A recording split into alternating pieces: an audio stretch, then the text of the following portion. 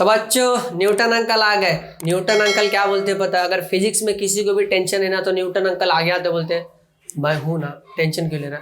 तो Newton uncle आ गए Kepler का मदद करने के लिए। तो न्यूटन अंकल सबसे पहले ये बोलते हैं पूरे यूनिवर्स में, देखा, पूरे यूनिवर्स में एक ऑब्जेक्ट हर दूसरी ऑब्जेक्ट को अपनी तरफ खींचता है। क्या बात है, क्या बात है। तो देखते हैं हम लोग यहाँ पर लिख के देखते हैं। तो मानते हैं ये अपना पिंटू भाई आ गया बहुत दिनों के बाद, ये पिंटू, ठीक है, ये अपना पिंटू है, ठीक है, और ये पिंटू की गर्लफ्रेंड है, ठीक है, पिंटू की गर्लफ्रेंड जिसका नाम है गटर। गटर, गटर क्यों? सोनाली नाम है ना, सोनाली, सोनाली मिलके तो गटर ही तो बनते हैं। चलो, तो ये है पिंटू की गर्लफ्रेंड, ठीक है। तो Pintu is first object, girlfriend is second object. इन दोनों का मास होगा, इन दोनों का मास होगा दैट इज m। ये दोनों एक डिस्टेंस पे खड़े हैं, दूरी पे, पास आओ गाना गा रहे हैं लेकिन कोई नहीं आने वाला है क्योंकि बदबू आ रहा है, ठीक है। दोनों एक डिस्टेंस पे खड़े हैं, मान लेते हो डिस्टेंस को मैं बोलता हूँ d, ओके। दोनों एक डिस्टेंस पे खड़े, इसका भी एक मास है, इसका भी मास है, दोनों एक डिस्टेंस पे खड़े दैट इज d। ये पहला ऑब्जेक्ट है, दूसरा ऑब्जेक्ट है। और मैंने सबसे पहला ये बोला कि दोनों ऑब्जेक्ट एक दूसरे की तरफ अट्रैक्ट होते हैं। अट्रैक्ट होते हैं इसका मतलब ये एक फोर्स इसकी तरफ लगाएगा दैट इज F1, ये एक फोर्स इसकी तरफ लगाएगा दैट इज F2। तो यहाँ पर एक रिलेशन बनता है, रिलेशन बनता है यानी कि अभी तो लोग शादी वादी मत जोड़ना, तो रिलेशन ये बनता है कि हम लोग को ये पूरे एक्सप्रेशन से ये पता चलता है here force is directly proportional to product of their masses M1 and M2 and inversely proportional to square of distance between them. इसका मतलब देखो, सबसे पहली चीज ये मैं यहाँ पर एक्सप्लेन करता हूँ। यहाँ पर एक्सप्लेन करते वक्त हमें ये मिलेगा, यहाँ पर देखते हैं द फोर्स, फोर्स यानी कि F इज डायरेक्टली प्रोपोर्शनल। तो डायरेक्टली प्रोपोर्शनल यानी कि ये होता है, रटने का नहीं, रटने का नहीं, पूरा इधर ही है, टू द प्रोडक्ट, प्रोडक्ट यानी कि मैथ्स में पढ़ा है मल्टीप्लाई होता है, ऑफ देयर मासेस, मासेस अगर एक रहता हो तो मास, एक से ज्यादा है तो मासेस।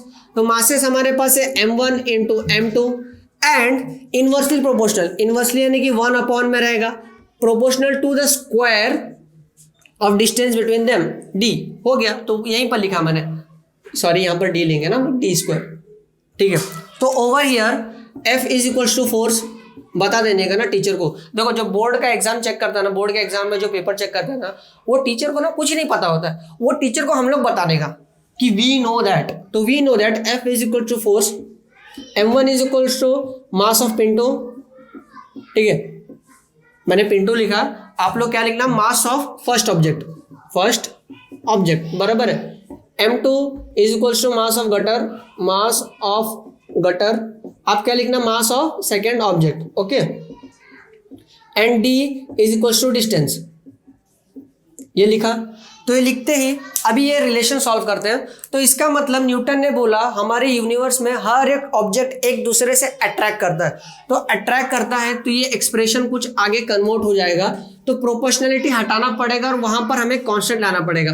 तो F इज इक्वल टू जो कांस्टेंट आता है, देखो कांस्टेंट मतलब एक ऐसी चीज है जो कभी बदलेगी नहीं, और ऐसा चीज जो हमेशा सतीत रहेगा, सतीत रहेगा यानी कि फिक्स रहेगा। तो हर एक ऑब्जेक्ट के अंदर एक ग्रेविटेशनल फोर्स हमेशा फिक्स रहता है, हर एक ऑब्जेक्ट के अंदर एक ग्रेविटेशनल फोर्स हमेशा क्या होता है, फिक्स होता है। उसी को हम लोग बोलते हैं G into M1 into M2 upon D square. Clear है, पक्का।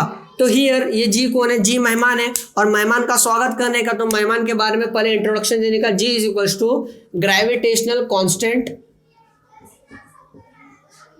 जो कि यहाँ पर मैंने लिख दिया है, and the value of G, है ना। अगर कोई मेहमान घर पे है उसका कुछ ना कुछ वैल्यू होता है ना, फूफा का बेटा है 200 रुपये देगा भाई, सही है, मौसी का बेटा है लेके जाएगा पैसा और वो बिस्किट विस्किट खा के जाता है वो अलग। तो इसका वैल्यू है G is equal to 6.673 into 10⁻11 newton metre square पर kg स्क्वायर। कितना बड़ा नंबर है, देखो नंबर याद रखने का, नंबर बहुत ही इजी है, और हाँ ये यूनिट भी याद रखने का। अच्छा ये यूनिट सही है कि रॉन्ग है कैसा पता चलेगा, बुक में दिया है ना सर। अरे बुक में कुछ भी दिया तो कुछ भी लिखोगे, देखो मैं प्रूफ करके दिखाता हूँ कि यूनिट कैसा आया, ठीक है। तो इधर कहीं जगह दिख रहा है, चलो यहाँ पर मैं प्रूफ करके दिखा देता हूँ। देखो ये एक्सप्रेशन आया, तो हमें ना G का फॉर्मूला निकालना, तो देखो F is equals to G into M1 into M2 upon D square था, क्लियर है? जिसको फाइंड करने का उसको अकेला कर देने का, जी को फाइंड करना है तो जी को अकेला करो। देखो इज इक्वल टू के इस साइड डिवाइड हो रहा है, यहाँ के क्या होगा मल्टीप्लाई, ये मल्टीप्लाई हो रहा है, यहाँ के डिवाइड होंगे, है ना, बचपन में पढ़ा था हमने। तो ये हो जाएगा F into D square whole divide by m1 into m2 is equal to G. Clear है? देखो फोर्स कौन से साइंटिस्ट ने दिया था? इतना टाइम लगता है? न्यूटन, बराबर। डी यानी क्या है? डिस्टेंस, और डिस्टेंस का यूनिट क्या होता है? मीटर ना। तो मीटर कितने बार है? 2 बार है, metre square. Mass into mass square, और मास का यूनिट क्या होता है? केजी, तो हो जाएगा केजी स्क्वायर। अच्छा एक सेकंड, यहाँ पे देखो क्या लिखा है? Newton metre square upon kg square, that's it. Newton metre square upon kg square, and remember the value of G, that is 6.673 into 10⁻11। अभी ना मैं तुम लोग को ये बताता हूँ कि अगर पिंटू और सोनाली आजू बाजू में बैठे तो दोनों के बीच के अंदर कितना ग्रेविटी है। ये पूरा नोट डाउन कर लो, मैं आगे बताता हूँ ध्यान से। तो न्यूटन्स ग्रेविटेशन जैसे ही कंप्लीट किया वैसे ही उसके ऊपर एक न्यूमेरिकल सॉल्व करते हैं, बहुत इजी न्यूमेरिकल है, देखते हैं। और इसके अंदर ना तुम लोग को सॉल्व करने का एक शॉर्ट ट्रिक बताऊंगा। तुम लोग जब भी न्यूमेरिकल सॉल्व करने का तुम लोग को ना कैलकुलेशन नहीं आएगा, देखो अभी शॉर्ट ट्रिक पता चलेगा। तो क्वेश्चन क्या दिया है? क्वेश्चन ये दिया है कि पिंटू और पिंटू की गर्लफ्रेंड सोनाली गार्डन में बैठे हैं, चलो देखते हैं कौन से गार्डन बैठे, बाद में देखते हैं, ठीक है। और उन दोनों के अंदर ग्रेविटेशन फोर्स क्या है पता करना है। तो देखते हैं, क्वेश्चन कुछ इस तरीके का। तो ये पिंटू है, ये लिख देता हूं पिंटू, और ये सोनाली, ठीक। दोनों एक डिस्टेंस पे बैठे हैं और वो डिस्टेंस है 1 मीटर के डिस्टेंस पे बैठे हैं। So here D is equals to 1, ठीक है। पिंटू का मास है 75 kg, मास 1, और सोनाली का मास है मास 2 दैट इज 80 kg, है ना। सांड को पटा लिया है, देखो 80 किलो की है, क्या करें इसको खिलाएंगे क्या? उसको टोप में खाना नहीं, भगोने में खाना बनाना पड़ेगा, बड़े वाले भंडारे वाले, ठीक है। पिंटू और सोनाली 75 kg वेट है, इसका 80 kg वेट है, डिस्टेंस है 1 मीटर, ठीक है। और क्वेश्चन में ये बोला गया है फाइंड द ग्रेविटेशनल फोर्स। तो चलो देखते हैं डेटा देखते हैं क्या क्या लिखा है। तो डेटा के अंदर सबसे पहली चीज दिया है मास 1, वो दिया है 75 kg, मास 2 वो है 80 kg, D is equal to distance वो है 1 मीटर।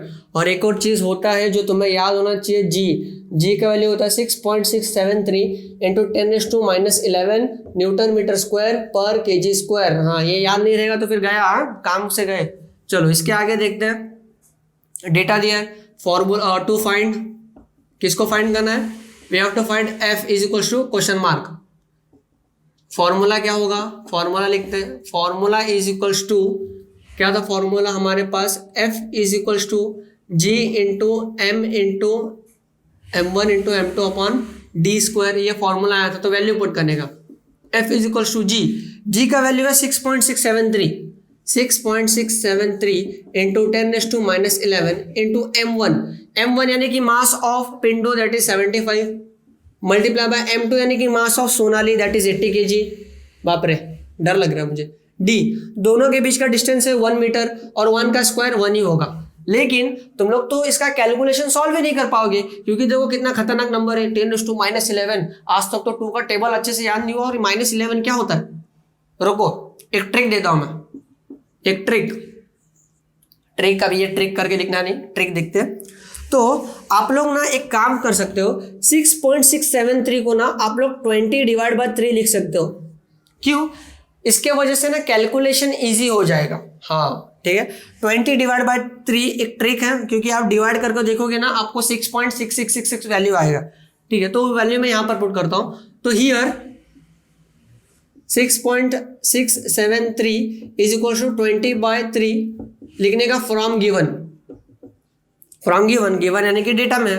तो देखते हैं, तो f इज इक्वल टू 6.673 की जगह क्या लिख रहा हूँ? 20/3 multiply by 7 into 10⁻11 into 75 into 80, ये वैल्यू है। चलो 3 का टेबल आता है, चलो 3 से कट करने का, 3 2 ज़ा 6 15, 3 5 ज़ा 15 बराबर। तो f is equal to 20 into 25 into 80, और ये मैं यहाँ पर लिख देता हूँ इंटू 10⁻11। तो मल्टीप्लाई करने का, तो मुझे टेबल बराबर आता नहीं है, तो मल्टीप्लाई करते जल्दी।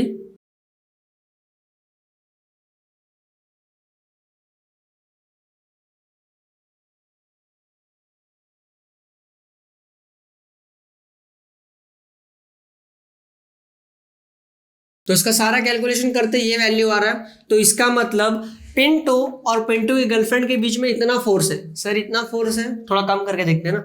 तो इसका मतलब ये लिखा है -11, तो -11 यानी कि लेफ्ट साइड में पॉइंट लेके जाने का। तो ऐसे वैल्यू के अंदर पॉइंट मतलब इधर है, यहाँ पर पॉइंट है ना, इस पॉइंट को 11 टाइम लेफ्ट साइड में लेके आने का। तो 11 टाइम, तो इसको जब नॉर्मल मैनर में किया, नॉर्मली करते वक्त, तो हमारे पास ये वैल्यू आया इतना न्यूटन। इसका मतलब एकदम छोटा सा फोर्स है, एकदम छोटा सा फोर्स है। ये अराउंड 1 भी नहीं है। देखो अगर 1 होता तो 1 लिखते ना, 1.00। ये कितना है 0.0000, इतना छोटा न्यूटन ऑफ फोर्स। यानी कि पिंटू और उसके दोनों के बीच में जो फोर्स ऑफ अट्रैक्शन है, जो फोर्स है वो है ये, दैट इज 4,000 4 × 10 × 10⁻11 न्यूटन, है ना। अगर आप यूनिट नहीं लिखते तो आपका हाफ मार्क्स कट होता है। तो यहाँ पर ट्रिक याद रखना था। ट्रिक क्या था हमारा, 20/3। ये अच्छे से नोट डाउन कर लो एकदम प्रॉपरली। एक बार फिर से देखते हैं। तो इस बार हम लोग पढ़ेंगे why did Newton assume inverse square dependence on distance in his law of gravitation. इसका मतलब जो न्यूटन्स लॉ ऑफ ग्रेविटेशन हमने पढ़ा था, यस और नो, यस, वहाँ पर हमने पढ़ते वक्त हमें एक फॉर्मूला मिला था, that is force is directly proportional to G × M/m/r²। अभी हम लोग यहाँ पर ये प्रूफ करेंगे कि न्यूटन ने यहाँ पर r² क्यों कंसिडर किया, ठीक है। वो केपलर अंकल उनकी मदद करेंगे, देखते हैं कैसे। चलिए यहाँ पर ना मैं आपको कुछ बता देता हूँ। दैट इज सपोज मान लेते ये सन है, ये सन है, ठीक है। और सन के आजू बाजू कौन रिवॉल्व करता है, यस, दैट इज अर्थ या फिर अदर प्लैनेट्स। अर्थ क्या कर रहा है, सन के इर्द गिर्द भटक रहा है, चक्कर काट रहा है ना, लेकिन अर्थ सन पटने वाली ही नहीं है, ठीक है। ये अर्थ है। अभी अर्थ सन से टूवर्ड्स उसके तरफ अट्रैक्टेड है, यस और नो। अगर टूवर्ड्स उसके तरफ अट्रैक्टेड है तो कौन सा फोर्स लगता है, very good, that is centripetal force. तो here centripetal force is equals to, formula होता है उसका mv²/r। तो here m is equals to mass, v is equals to velocity and r is equals to distance. मैंने सारा details यहाँ पर लिख दिया बराबर। अब हमने देखा था, ठीक है, अब ये अर्थ है, ये अर्थ जब सन के आजू बाजू चक्कर काट रहा है, यानी कि यहाँ से स्टार्ट किया और घूम के पूरा यहाँ पर आया, यानी कि एक सर्कुलर पाथ कवर किया है ना। तो हम लोग जानते हैं velocity is equals to displacement upon time, बराबर। और डिस्प्लेसमेंट क्या होता है, displacement is nothing but it is a shortest distance. यानी कि डिस्टेंस क्या कवर कर रहा है, पूरा सर्कल है, तो पूरा सर्कल का डिस्टेंस क्या होता है, दैट इज सर्कमफ्रेंस, और सर्कमफ्रेंस होता है 2πr। तो मैं लिखता हूँ 2πr अपॉन टाइम। देखो एक चीज़ याद रखने का, अगर कोई भी ऑब्जेक्ट एक कंप्लीट रिवोल्यूशन करता है ना, कोई भी ऑब्जेक्ट, यानी कि ये सन है, सॉरी ये अर्थ है, ये सन है, अर्थ सन के आजू बाजू घूम के पूरा वापस ये जगह पे आ गया, यानी कि कंप्लीट रिवोल्यूशन कर लिया, उसको हम लोग बोलते हैं time period. And time period is denoted by capital T। ये क्लियर है। तो यहाँ पर हम लोग को ये फॉर्मूला मिल गया, that is v is equals to 2πr upon T। मैं इसको लिख देता हूँ 1 नंबर, क्लियर है। अब हम लोग को पता था फोर्स जो यहाँ पर मिला है, फोर्स है m × v²/r, क्लियर है। F is equals to m as it is मैंने लिखा, v की जगह पे ये वैल्यू पुट करता हूँ, that is 2πr upon t का होल स्क्वायर। देखो ध्यान से मल्टीप्लिकेशन करना, मिस्टेक्स करते हैं बच्चे लोग बहुत सारे। F is equals to m × 2 का स्क्वायर इज 4, पाई का स्क्वायर इज π², r का square is r² divide by t का भी स्क्वायर आएगा, ये भी याद रखना, t² whole divide by capital R, sorry small r। यहाँ तक क्लियर है। अब देखिए, अब ये मल्टीप्लिकेशन बच्चों लोग को थोड़ा डर लगता है। अब ये मल्टीप्लिकेशन कुछ नहीं है, बहुत इजी है। ये कुछ इस फॉर्मेट में है, suppose 1 divide by x whole divide by y, इसका मतलब हो जाता है 1 अपॉन x × y, क्लियर है। तो इसको जब मैं सॉल्व करूंगा तो हो जाएगा f इज इक्वल्स टू, अच्छा 4 को मैं आगे लिख दूँ, चलेगा, हाँ चलेगा। तो 4m π² r² divide bye t² multiply by r, ये y ऊपर आ गया, या r ऊपर आ गया। देखो r² से r कैंसिल हो गया, तो यहाँ पर बचा f is equals to 4m π² r upon t²। ये क्लियर है। इसको लिख देता हूँ मैं equation number 2, equation number 1, equation number 2। अब आगे बढ़ते हैं। हमने केपलर लॉ पढ़ा था, according to Kepler uncle, according to Kepler uncle, Kepler के थर्ड लॉ के हिसाब से वहाँ पर हमने पढ़ा था the square of time period of revolution is directly proportional to cube of distance between objects, है ना। तो is equals to K into R cube हमने पढ़ा था, इसको लिख देता हूँ मैं इक्वेशन नंबर 3। अच्छा, टी स्क्वायर यहाँ पर दिख रहा है, टी स्क्वायर यहाँ पर दिख रहा है, तो 3 को उठाने का और 2 में ला के रख देने का। तो यहाँ पर लिखता हूँ पुट इक्वेशन 3 इन 2, क्लियर है। तो 3 को उठाया मैंने, यहाँ पे लाके रख दिया, तो ये हो जाएगा f is equals to 4m into pi square into ये ऊपर r है and whole divide by T square, है ना। और टी के स्क्वायर पे क्या पुट कर सकता हूँ, that is k into R cube. r cancel हो गया, यहाँ से एक r कैंसिल हो गया, तो f is equals to 4m pi square upon k।